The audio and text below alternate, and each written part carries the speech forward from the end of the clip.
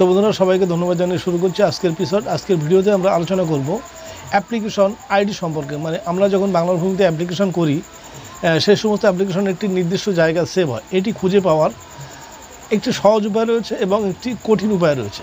তো সহজ উপায় বলতে, যখন আমি অ্যাপ্লিকেশনটি করব, মানে যার আইডি থেকে করা হবে, সেখানে গেলে কিন্তু ইজিলি আমরা অ্যাপ্লিকেশন আইডিটি পেয়ে যাব। এটি কোনো জটিলতার বিষয় না, কিন্তু কখনো কখনো এমন বিষয় চলে আসে যে যার আইডি থেকে আমি আবেদনটি করেছি সেখান থেকে কিন্তু অ্যাপ্লিকেশন নাম্বারটি পাওয়া সম্ভব না। তো কাজে আমাকে কি করতে হবে, আমাকে ওই অ্যাপ্লিকেশনটি সার্চ করে বের করতে হবে। তো বন্ধুরা, এখানে প্রথমে আমরা জানিয়ে দেবো, আমরা বাংলা ভূমিতে কয়েকটি অ্যাপ্লিকেশন করি, 5 ধরনের অ্যাপ্লিকেশন মোট আমরা সেখান থেকে করে থাকি। যেমন আমরা মিউটেশন অ্যাপ্লিকেশন করি, ওয়ারিশ অ্যাপ্লিকেশন করি, এবং আরওআর অ্যাপ্লিকেশন করি, এবং প্লট ইনফরমেশন অ্যাপ্লিকেশন করি, এবং গ্রিভেন্স রিড্রেসাল থেকে যেখানে আমরা পিটিশনগুলো জমা করি, ওই পিটিশনের একটি অ্যাপ্লিকেশন নাম্বার জেনারেট হয়। এই সবগুলির কিন্তু একটি একটি নাম্বার জেনারেট হয়। তো শুধুমাত্র আমাদের আইডির ভিতরে দুটি নাম্বারই সেভ হয়, সেটি হলো মিউটেশন অ্যাপ্লিকেশন এবং ওয়ারিশ অ্যাপ্লিকেশন। বাদবাকি কিন্তু কিছুই আমাদের আইডির ভিতরে সেভ হয় না। এগুলি কিন্তু আমাদের অন্যান্য সেকশন থেকে নিয়ে নিতে হয়। যেমন আমি যদি একটি আরওআর অ্যাপ্লিকেশন করি, সেই আরওআরটি কবে অ্যাপ্লিকেশন করেছি তার কোনো নির্দিষ্টতা নেই।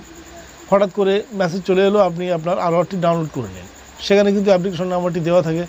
আমাদের যদি চালানো না থাকে, অথবা আমাদের যদি গ্রিপস আইডি না থাকে, সেই গ্রিপস আইডি আমরা পেমেন্ট রিপ্রিন্ট সেকশানে যে অ্যাপ্লিকেশন নাম্বার ধরে রিপ্রিন্ট করে নিতে পারি। কিন্তু এই দুটি সেকশন রয়েছে, যে মিউটেশন অ্যাপ্লিকেশন ও ওয়ারিশ অ্যাপ্লিকেশন, এই দুটি কিন্তু সম্পূর্ণভাবে আমাদের ভিন্ন জায়গা থেকে সার্চ করতে হবে, যদি আমরা যার আইডি থেকে করা হয়েছে তার কাছে না যেতে পারি।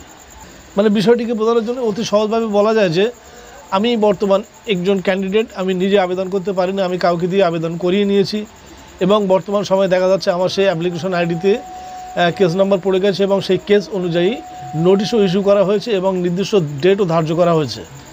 তো বর্তমানে আমার কাছে সেই অ্যাপ্লিকেশন নাম্বারটি নেই, যে কোনো কারণে হারিয়ে গেছে। তো যেখান থেকে আমি যার আইডি থেকে অ্যাপ্লিকেশনটি করেছিলাম সেখানে যাওয়ার আমার উপায় নেই, মানে যে কোনো কারণেই হোক সেখানে যাওয়া যাচ্ছে না। তো বর্তমানে আমাকে কি করতে হবে, আমাকে শুধুমাত্র এই কেস নাম্বারটি ধরেই কিন্তু সার্চ করতে হবে। এটি আপনি কীভাবে সার্চ করবেন, আমার ভিডিওর এন্ড স্ক্রিনে সেই ভিডিওটি দেওয়া থাকবে, সেখান থেকে আপনি দেখে নিয়ে আপনার কাজটি সম্পূর্ণ করে নিতে পারবেন। তো বন্ধুরা, এমন ধরনের ইনফরমেটিভ ভিডিও পেতে আমাদের চ্যানেলটিকে অবশ্যই সাবস্ক্রাইব করবেন। কোনো মন্তব্য তাহলে কমেন্ট করবেন, পাশে থাকা বেল নোটিফিকেশন অন করে দেবেন। ভিডিওটি দেখার জন্য অনেক অনেক ধন্যবাদ। জয় হিন্দ।